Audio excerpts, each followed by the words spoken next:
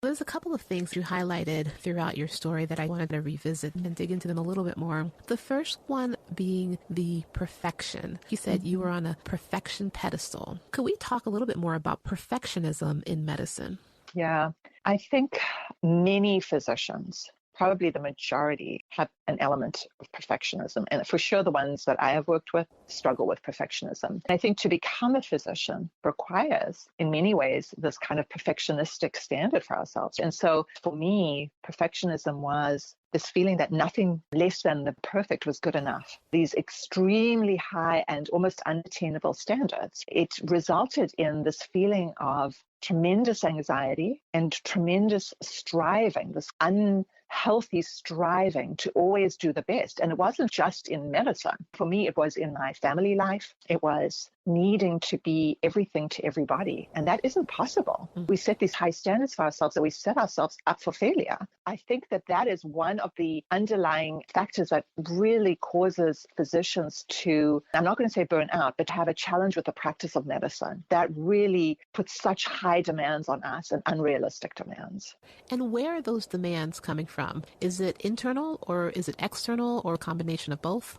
I think for me, it's a combination of both. I set a lot of pressure on myself to achieve well academically, but there was also a lot of pressure in my family. My parents highly valued academic success. And so I got a lot of praise when I did well and not so much praise if I got a B or didn't do so well. So I internalized that as only an A is acceptable. So it was both internal and external. In terms of medicine in general, I mean, there is that pressure, like we have to keep people alive. We have their lives at stake. There is that feeling of if I make a mistake, something really tragic can happen. So I think it's both internal and external.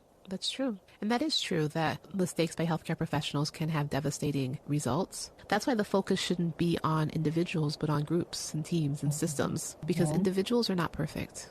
Absolutely. That's a great point. It should definitely be, I think a lot of the time, physicians feel alone. They don't feel supported. I recall when we were medical students, you would go in these groups and to discuss medical mortality rounds, things that had gone wrong. And there wasn't this feeling of support. It was more this feeling of, why did you make that mistake? And it wasn't a supportive process at all. You came away from that feeling really bad, like you'd done something wrong and that you did not have the support of people around you. Now, I think this may have changed. And I think that there is some desire now to support physicians more. And I definitely do see more emphasis on physician well-being and more programs on coaching and more awareness of the importance of physician wellness, which gives me hope. It makes me feel like maybe we are seeing that it is important for us to support physicians and to put programs into place that support physicians.